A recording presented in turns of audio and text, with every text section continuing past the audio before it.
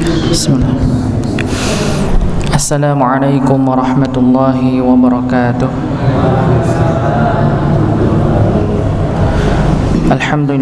Alhamdulillahi nahmaduhu wa nasta'inuhu wa nastaghfiruh wa na'udzu billahi min shururi anfusina wa min sayyiati a'malina. May yahdihillahu fala mudilla lahu wa may yudlil fala hadiya lahu.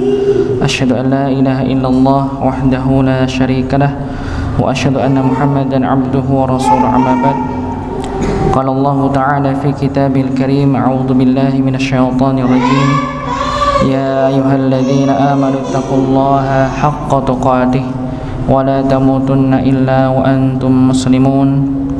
Wa qala Nabi sallallahu alaihi wasallam, man salaka tariqan yaltamisu fihi ilman sahalallahu lahu bihi tariqan ilal jannah. Alhamdulillah, kita bersyukur pada Allah Subhanahu wa taala yang masih memberikan kita karunia-Nya. Begitu banyak nikmat yang kita rasakan pada malam hari ini.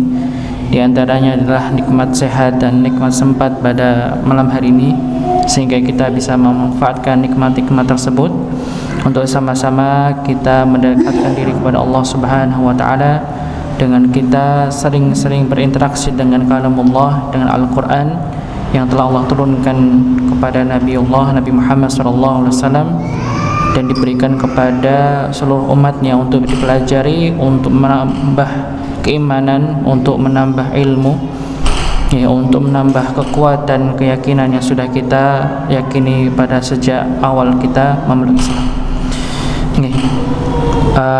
Alhamdulillah, kita bersyukur kepada Allah sudah sama-sama menyelesaikan pada tilawah kita sampai dengan surat Ad-Duha, ya, pada surat Ad-Duha.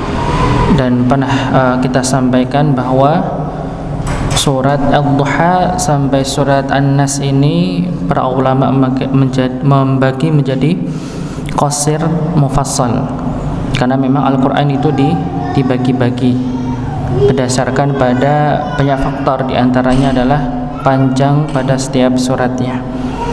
Maka yang bisa kita cermati berkenaan tentang pembagian pada Al-Quran. Jadi ada para ulama ini pembagiannya dimulai ketika pembukuan, ketika Al-Quran itu dikumpulkan menjadi sebuah mushaf pada zaman Utsman bin Affan. Maka ketika penyusunan surat ini tidak sembarangan, tidak sembarangan menyusun, itu juga ada ilmunya. Maka disebutkan di banyak buku-buku ulumul Quran berkenaan tentang pembagian tersebut. Maka di antaranya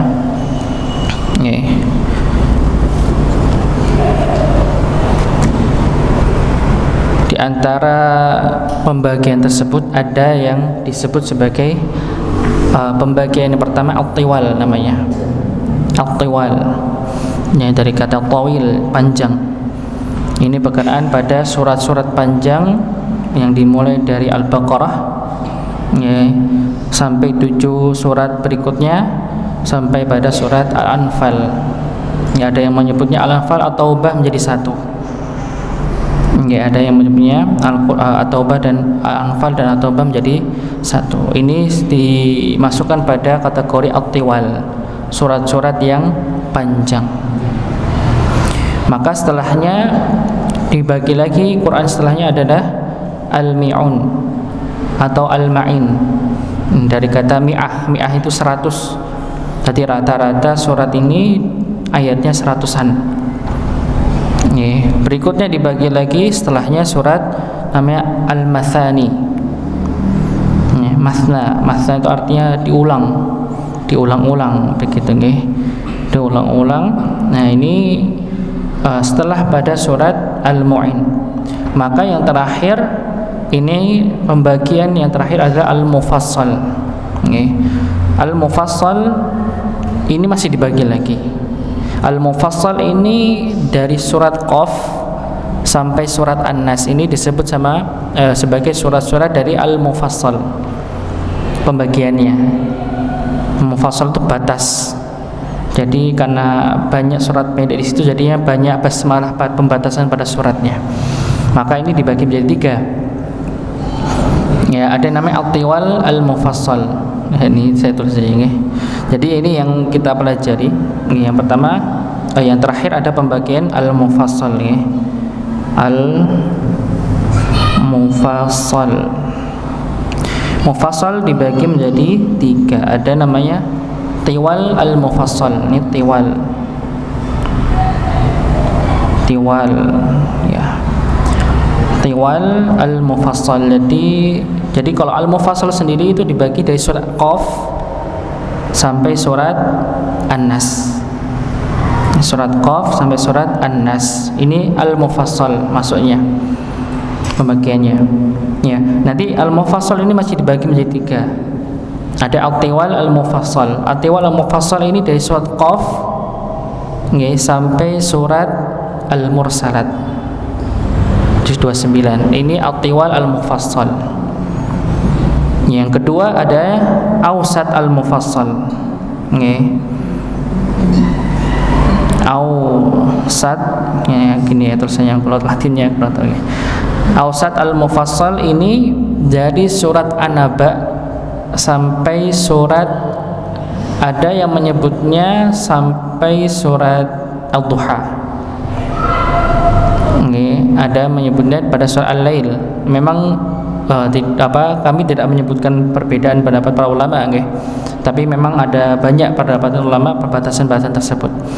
Nah, di sini Al-Awsat ini, Al-Awsat Al-Mufassal ini dari surat An-Naba sampai surat Al-Lailah, kita hitung seperti itu. Atau surat sampai surat Al-Duha juga dia mengatakan. Nah, sedangkan yang kita selesaikan itu Qasir Al-Mufassal. Nah, ini Qasir Al-Mufassal ini dari surat Al-Duha sampai surat An-Nas. Nah, ini kita selesaikan. Nah, ini urutannya. Nantinya kita setelah selesai pada surat Al-Qasir Al-Mufassal ini, yaitu surat An-Nas, kita awali sampai pada surat Al-Duha. Walaupun memang sebelumnya kita awali Al-Fatihah dikarenakan Al-Fatihah termasuk surat yang paling penting untuk kita pelajari. Penting sekali untuk kita pelajari dikarenakan surat Al-Fatihah termasuk pada rukun salat. Ya, rukun salat agar salat kita diterima oleh Allah Subhanahu wa taala, memenuhi rukun yang sudah ditentukan. Ya, maka kenapa kami pribadi memilih untuk belajar pada Qasir Mufassal? Karena memang Qasir Mufassal ini Qasir Mufassal ini ini surat yang pendek-pendek ya, kita ketahui surat Al-Duha sampai surat An-Nas. Dan memang dari guru-guru kami, salah satunya Ustadz Ahmad Farhan Ibnu Mujahid, beliau orang Pontianak, beliau termasuk salah satu guru kami, dan alhamdulillah kami juga mendapatkan sanad Al-Fatihah dari beliau. Beliau memiliki 7 qiraah, sanad 7, bacaan yang 7, lulusan dari Wadi Mubarak. Beliau ketika kami belajar kepada beliau menyarankan untuk belajar pada Qasir Mufassal terlebih dahulu. Gitu. Kalau kita ambil ibrahnya atau pelajarannya, ya dikarenakan kebanyakan umumnya masyarakat ketika sholat menggunakan surat-surat yang pendek untuk dibaca ketika sholat. Yang kedua, memang dianjurkan untuk dibaca ketika sholat maghrib. Ya, pengalaman kami begitu ketika di pondok, bertepatan juga ketika hafalan kami masih lumayan, masih ingat ketika saya baca surat Az-Zumar ketika diminta imam di pondok, saya baca surat Az-Zumar pada sholat maghrib, ditegur sama guru kami.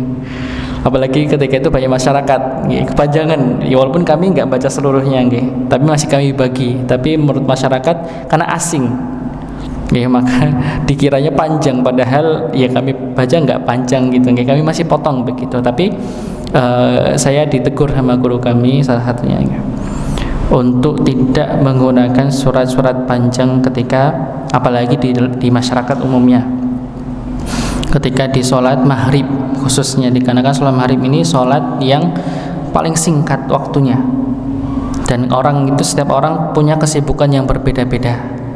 Maka ketika itu kami ditegur untuk tidak menggunakan surat-surat panjang. Maka setelah itu, dari sejak itu sampai sekarang begitu nggih.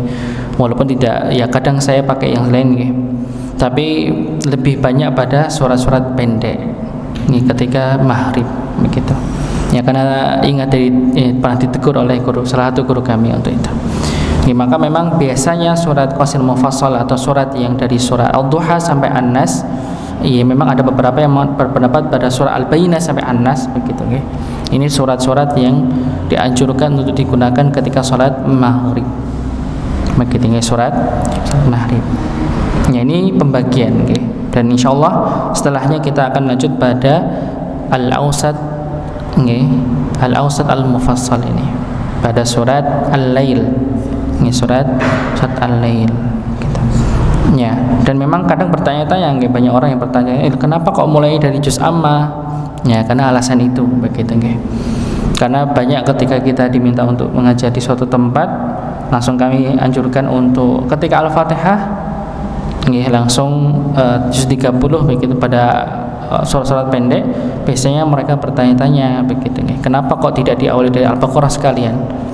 Gitu nggih, dari Al-Fatihah sampai Al-Baqarah. Ini salah satu alasan kami untuk memilih pada surat-surat pendek.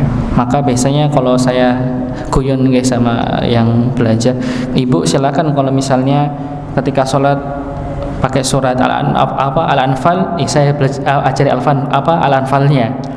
Tapi kalau dipakainya juz 30 ya juz 32 aja begitu nggih. Karena memang sering dipakai. Ya. Kita lanjutkan nggih pada surat Al-Lail.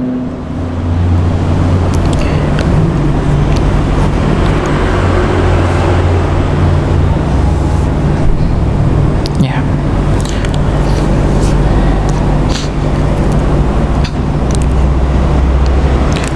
Sebelumnya mari kita awali ya biar lebih berkah nggih. Kita awali dengan membaca Al-Fatihah. Kita awali dari ta'awud ya, 1 2 3.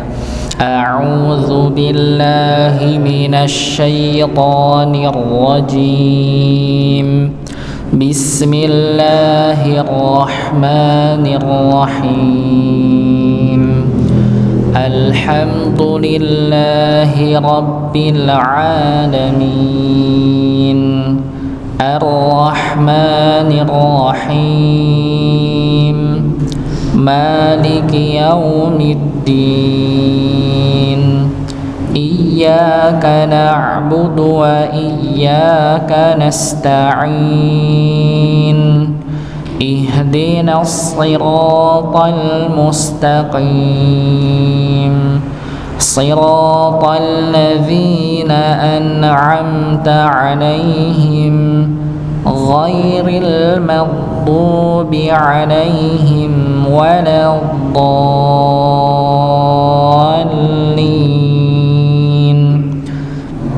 آمين ya.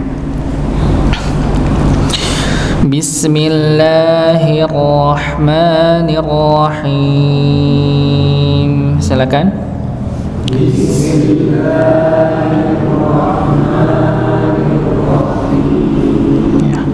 وَاللَّيْلِ إِذَا يَغْشَى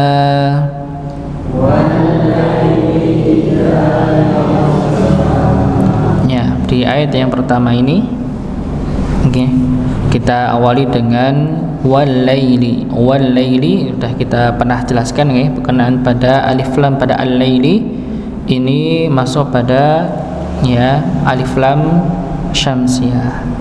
Karena memang kita sudah mafhum nih, sudah banyak diketahui bahwa alif lam ini dibagi menjadi dua. Ada alif lam qamariyah, ada alif lam syamsiyah.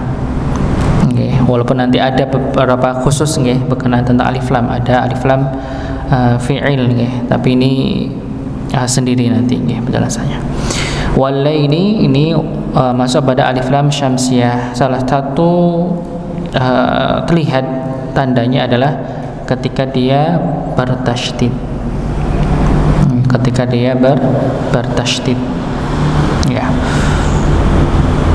Walaupun nanti para ulama juga sudah membagi mana yang dia huruf syamsiah, mana yang dia huruf qamariyah, sudah dibagi. Maka ketika kita mendapat ini, maka langsung masuk pada huruf yang bertasydid, wal laili, ya, wal laili. Berikutnya idza yaghsha, idza, ya, jangan dibaca zal, ya, jangan dibaca dal tapi zal. Ini karena sini ada titiknya, idza, bukan ida tapi idza, ya, wal laili idza, ya, huruf za. Berikutnya yang sering terjadi adalah ketika membaca huruf gha yang sukun. Huruf gha sukun ini biasanya ada beberapa yang membacanya dengan dipantulkan. Ya, ini tidak memantul, ya, bukan yaghsha, tapi yaghsha, bukan yaghsha juga, bukan tertahan, yaghsha tapi mengalir, yaghsha. Ini huruf gha. Ini sering terjadi. Jadi maka huruf gha yang sukun maka jangan sampai dibaca memantul atau tertahan. Yaghsha ini tertahan, ya, atau dia dipantulkan yaghsha tapi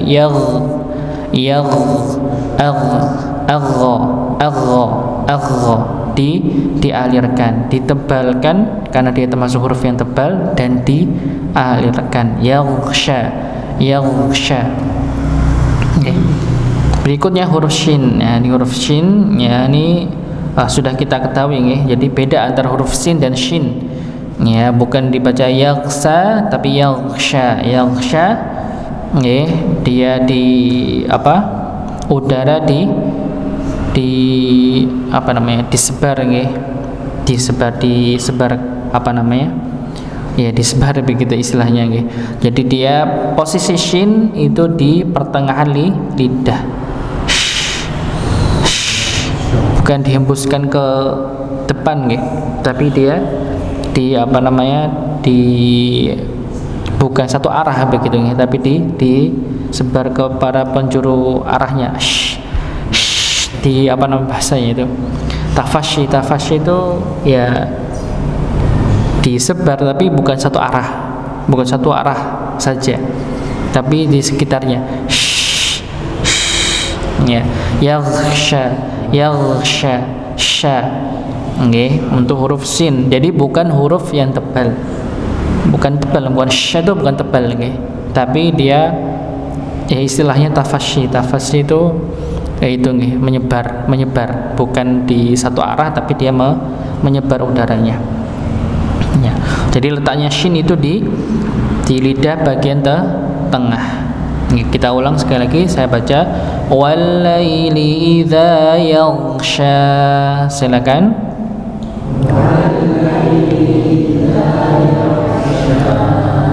Ya, wal laili idza yaghsha.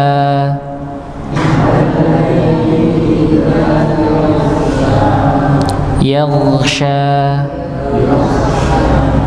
Ya, berikutnya wan nahari idza tajalla.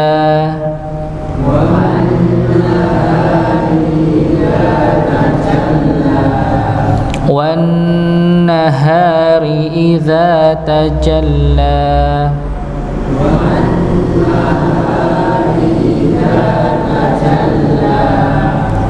Berikutnya di ayat yang kedua ini wan nahari.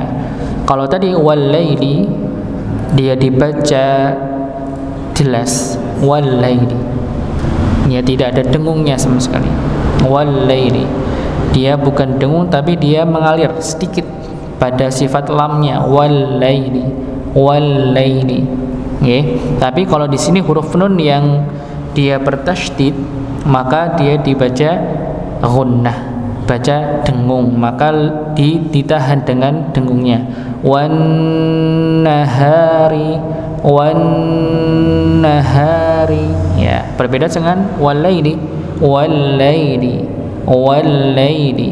Kalau huruf nun yang bertasydid maka ditahan, didengungkan. Wan nahari, wan nahari nggih. Maka didengungkan. Ya, ada dua nggih, huruf nun dan mim yang bertasydid. Nggih, maka didengungkan. Wan nahari idza tajalla. Tajalla. Nggih. Nah, di sini tajalla ada huruf lam yang dia bertasydid, maka jimnya langsung masuk kepada huruf lam. Dan huruf yang dia bertasydid maka dia punya sifat hentakan, nggih. Tajalla wal laili tajalla, nggih, dihentakan. Berbeda dengan huruf nun yang bertasydid, maka tidak perlu dihentakan. Wanna tidak perlu, langsung aja wan nahari nggih. Maka selain huruf nun dan mim yang bertasydid, maka dibaca dengan hentakan. Dengan maksud apa? Agar terlihat jimnya ini masuk pada huruf lam, tajalla. Terlebih ketika bertemunya huruf-huruf yang tipis, nggih, huruf kelihatan suaranya tipis. Misalnya ketika yang pernah kita jelaskan di surah Al-Fatihah, nggih, iyyaka, iya. Nah, ini kan kalau misalnya kita tidak hentakan nggak terlihat kalau hamzahnya masuk pada iya, harusnya kalau ada tasydid dihentakan iya, bukan iya kana, tapi iya kana, nggih. Jadi biar terlihat kalau di sini ada huruf yang bertasydid, maka sama tajalla, nggih, tajalla. Ya, dan lamnya ini sebagaimana yaghsha dibaca dua harakat. Ya, maka jangan sampai dibaca satu harakat. Wan nahari idza tajalla. Tapi tajalla yaghsha, bukan yaghsha. Tajalla, tapi tajalla dua harakat. Ya. Kita ulangi. Wan nahari idza tajalla. Silakan. Wan nahari idza tajalla. Ya. Berikutnya yang ketiga, wa ma khalaqadz dzakara wal untha.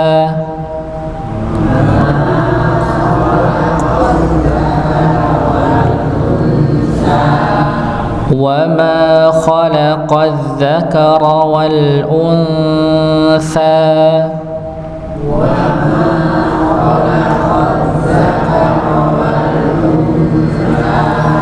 Ya, وَمَا خَلَقَ. Ya. Jadi kalau lihat dari sini, maka yang dibaca tebal, nggih, ada huruf kha, wa ma khalaqa, laqa. Jadi huruf kha dan qaf dibaca tebal, nggih, dibaca tebal. Wa ma khalaqadz dzakara, ra-nya dibaca tebal. Selainnya maka dibaca tipis, ya. Wal untha, ya. Di sini kita dapati ada huruf nun sukun, bertemu dengan fa, maka dia disamarkan, disamarkan dan ditahan. Wal untha,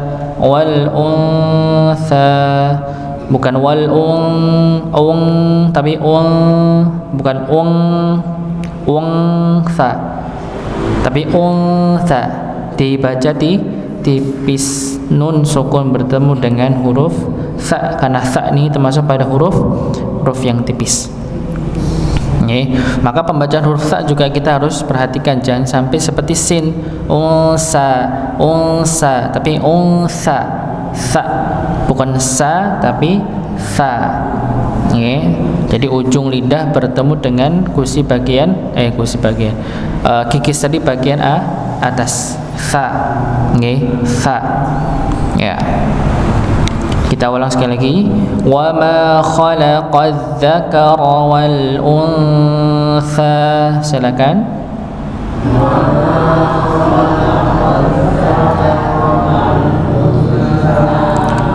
Sekali lagi. Wa ma khalaqadz dzakara wal untha.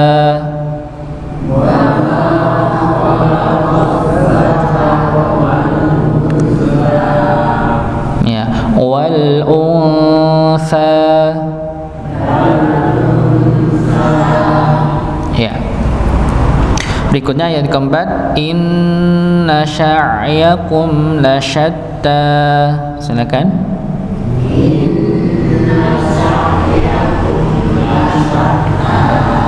Inna sya'yakum lasyatta.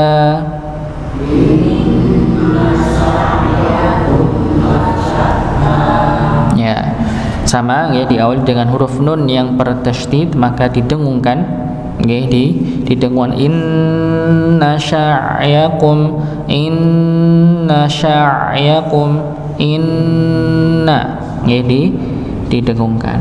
Berikutnya huruf sin di sini bertemu dengan huruf ain yang sukun, maka dibaca dengan huruf ain, bukan sa'yakum tapi sa'yakum, sa'yakum, bukan sa'yakum, sa'yakum.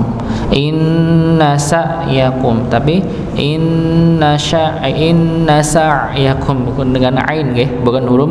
bukan dengan huruf hamzah. Ya, inna sa'yakum.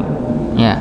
Berikutnya huruf mim sukun, ya, bertemu dengan lam, maka dihukumi sebagai idhar syafawi, maka dibaca jelas, tapi jelasnya itu tidak memotong, okay? Jelasnya itu tidak memotong, bukan inna sa'yakum lasyatta, inna sa'yakum lasyatta, tapi kumla, ada aliran, nggak ada aliran sedikit mengalir.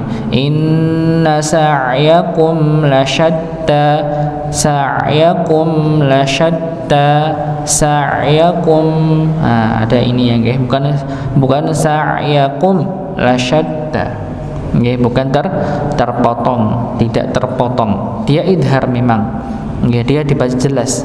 Tapi jangan lupa huruf mim di situ dia punya sifat yang dia sedikit mengalir atau disebut tawassut atau bainiyah, ya, dan dia juga punya sifat ghunnah, walaupun ghunnahnya masuk pada angkos atau nakos, ya, nakis sepertinya, okay?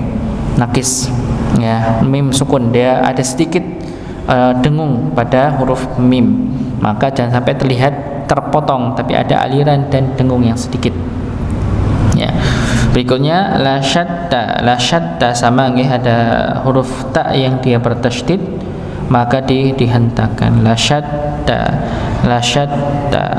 Ya, coba kita ulang sekali lagi. Inna sya'lakum lasyatta. Silakan.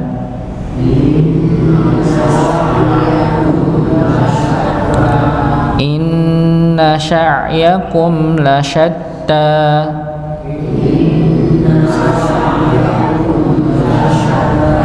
Ya. Berikutnya ayat yang kelima, fa amma man a'ta wattaqa.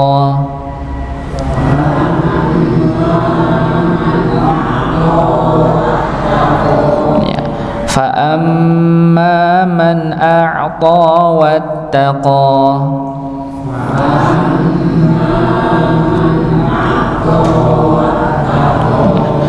فَأَمَّا مَنْ أَعْطَى وَاتَّقَى.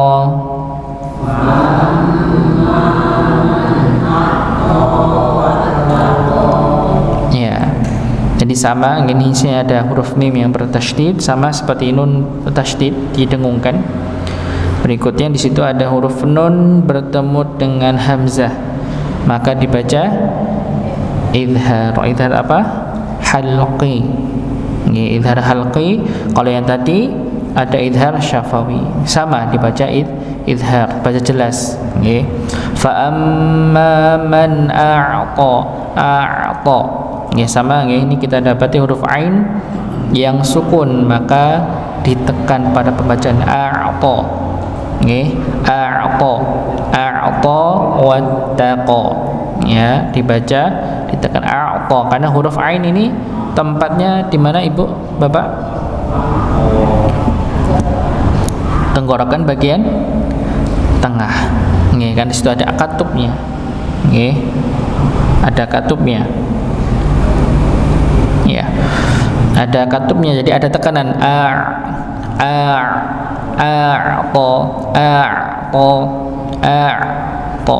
Nggih, jadi ada tekanan. Ya, maka jangan sampai dibaca seperti hamzah. Fa amma man a'ta ini seperti hamzah. Maka ditekan a'ta. Ya, berikutnya huruf ta. Ya, huruf ta ini termasuk huruf yang dibaca tebal, maka jangan sampai dibaca seperti ta, a'ta wattaqah, enggak mungkin ya. Tapi biasanya huruf ta ini terlihat sama seperti ta ketika dia dibaca kasrah, antara ta huruf ta gitu nggih dengan huruf ta ketika dia kasrah. Nah, makanya bedakan nggih, kalau huruf ta tebal maka ketika kasrah dibaca tebal tai, kalau ta kasrah maka dibaca tipis ti dan tai berbeda. A'ta bukan a'ta tapi a'ta ditebalkan dengan cara mengangkat pangkal lidah. Nggih, mengangkat pangkal lidah. Fa amma man a'ta wattaqa. Silakan.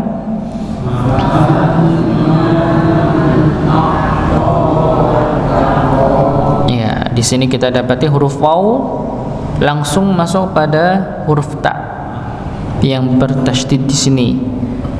Jadi tidak masuk pada hamzah. Jadi sebelumnya itu kan huruf ta ada hamzahnya nggih.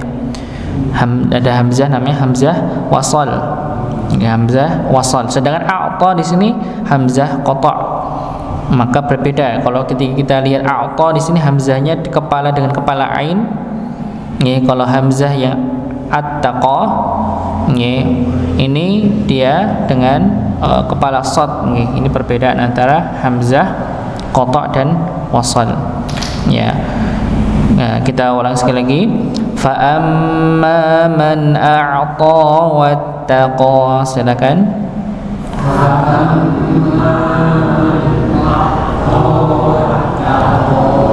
Ya, berikutnya yang keenam wa saddaqa bil husna. Silakan. Wa saddaqa bil husna. Ya, wasaddaqa. Ya, wasaddaqa sama so-nya. So dibaca dengan tebal tanpa monyong. Oke. Jadi huruf-huruf tebal tidak dimonyongkan. Wasaddaqa, wasaddaqa. Ya, tapi dibaca dengan diangkat pangkal lidah so. So tanpa dimonyongkan. Wasaddaqa bil husna, bil hus ya. Jadi huruf lamnya dia dialirkan sedikit bil hus sama. Sinnya dialirkan juga sama. Wa saddaqa bil husna.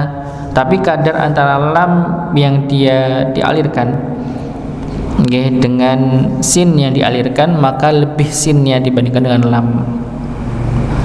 Lebih sinnya daripada lam, maka dialirkan, jangan sampai dipantulkan. Jangan sampai dipantulkan. Wasaddaqa bil husna ini dipantulkan namanya. Husna. Ya, dan sering juga beberapa yang ketika baca bismillah sinnya juga dipantulkan. Bismillah. Ini tidak nggih. Maka huruf sin ini tidak dipantulkan tapi dialihkan bismi sama husna. Jadi bukan husna nggih. bukan wasaddaqa bil husna, tapi husna. Nah, ini pentingnya kita mengetahui sifat huruf nggih, mana yang dipantulkan, mana yang tidak dipantulkan, mana yang dia tertahan, mana yang dia mengalir. Ya, karena salah dalam penyebutan sifat bisa berdampak pada salah penyebutan huruf. Nggih, seperti halnya ketika kita baca a'ta sama a'ta sudah berbeda.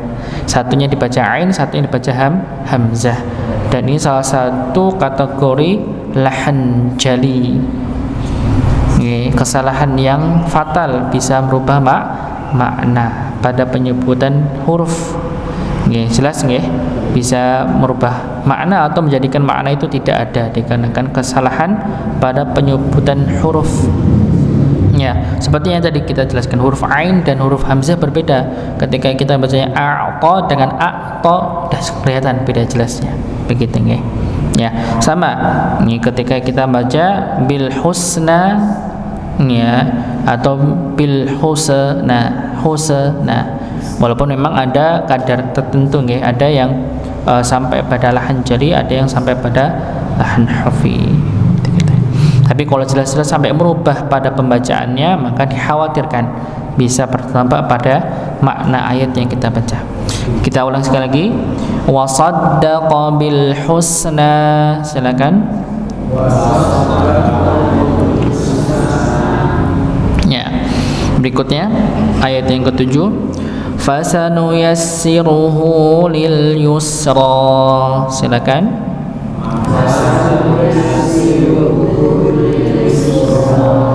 Fasanuyassiruhu lil khusra.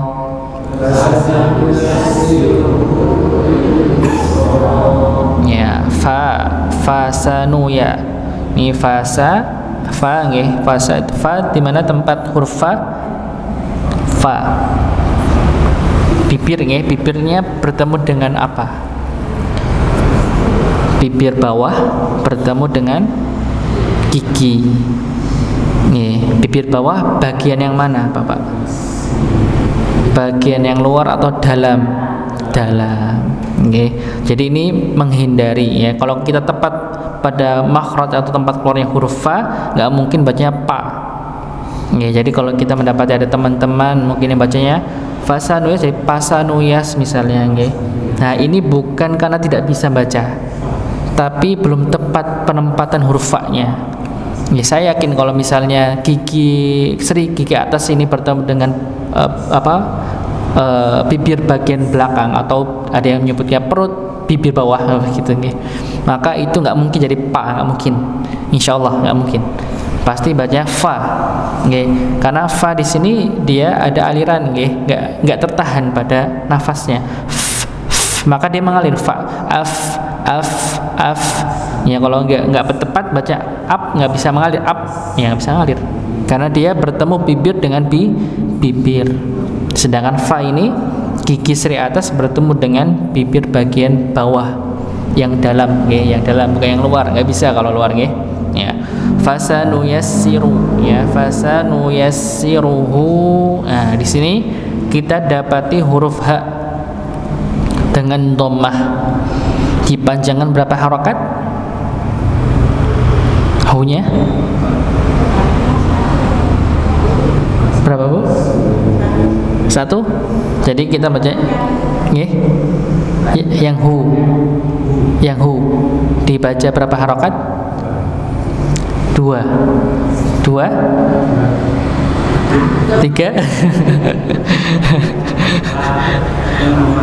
nggih. Baca 2 apa 1? 1.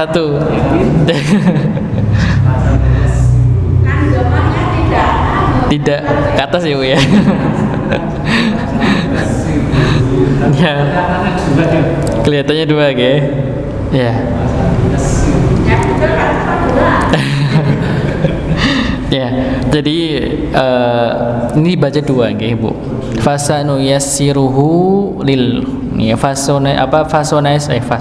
fasanuyassiruhu 2 harokat, nggih, bukan satu harokat. Ya. dilihat nih, pernah kita terangkan nih, ketika ada huruf H ini yang dia sifatnya pengganti nih, bukan hak asli nih, tapi hak dhamir, kalau bahasanya apa itu ya, ya itulah kata ganti. Nah di sini kalau huruf sebelum haknya itu berharokat dan sebelumnya dia berharokat, maka dibaca 2 harokat. Nah ini kan sebelum huruf hak itu kan huruf ra yang berharokat dhammah. Setelahnya huruf hak, setelahnya ada huruf lam yang dia berharokat kasroh. Intinya dua-duanya berharokat, maka dia dibaca dua harokat. Ini rumusnya. Walaupun memang ditambahi dalam penulisan ada, kalau di sini di mushaf yang kita lihat di sini itu ada tambahan kayak wawu kecil di depan huruf haknya. Kalau di di mushaf Indonesia biasanya dhammahnya ke atas, dibalik ke atas gitu, untuk menunjukkan dibaca dua harakat. Ya ini sekedar penulisannya saja, tapi sama maksudnya, dibaca dua harakat. Tapi dari segi kaidahnya hak, kalau ada ya pengecualian pribon.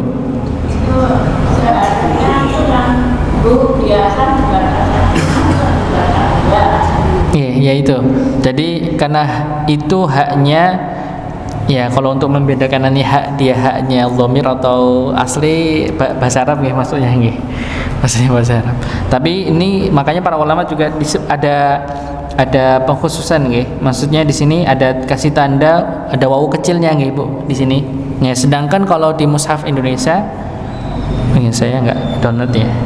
Kalau mushaf Indonesia biasanya dhammahnya dibalik, jadi ke atas gitu, menunjukkan 2 harakat. Ya seperti yang Ibu tadi sampaikan, Jadi itu mushaf Indonesia biasanya. Tapi untuk dari segi kaidahnya begitu kaidah hak kinayah, kalau ada yang nyebutnya gitu itu haknya sebelum dan setelahnya dia berharokat. Ini kan kita dapati ru-nya pada sebelum haknya kan berharokat dan lamnya setelahnya juga berharokat, maka dibaca dua harokat. Dibaca dua harokat. Ya, jadi kalau misalnya mau tahu satu, maka kita lihat sebelumnya atau setelahnya sukun, maka dibaca 1 harokat. Ya, kemarin kita sampaikan seperti contohnya yang kita tahu, fihi hudal lil muttaqin. Fihi nya dibaca 1 harokat coba kita lihat. Ya. Nah, di sini di surat Al-Baqarah di ayat kedua kan, dzalikal kitabu la raiba fihi huda. Hi-nya dibaca berapa harokat? 1. Dikarenakan apa? Sebelumnya ya-nya sukun. Ya sukun fihi. Fi-nya ya-nya sukun dan setelahnya berharokat, maka dibaca satu harokat. Itu ini kaidahnya. Nanti ada huruf haknya yang dibaca sampai 4 atau 5 harokat juga ada. Kita kalau ada contohnya kita akan sampaikan Jadi kalau untuk yang dibaca 4 atau 5 harokat itu ketika bertemu dengan hamzah setelahnya. Ketemu dengan hamzah setelahnya. Ya. Ya, sebelum kita akhiri kita ulang terlebih dahulu pada ayat berapa tadi? Ayat ke-7 kita baca ulang. Fasanuyassiruhu lil yusra. Silakan.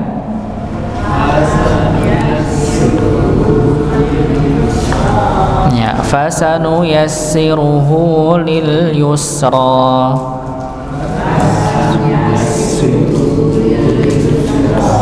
Nah, begitu ya. Jadi apa gunanya nanti kita belajar biar tahu kaidah-kaidahnya Jadi istilahnya memang istilah dhabt dhabt itu tanda baca. Yaitu memang diberikan untuk memudahkan kita untuk tahu membaca, karena ada beberapa memang yang kadang belum paham masalah kaidah-kaidahnya tapi untuk memudahkan tetap baca dengan benar, maka biasanya diberikan tanda-tanda tertentu.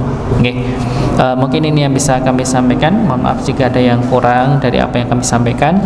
Kita tutup dengan doa kafaratul majelis. Subhanakallahumma wa bihamdika asyhadu an la ilaha illa anta astaghfiruka wa atubu ilaik. Assalamualaikum warahmatullahi wabarakatuh.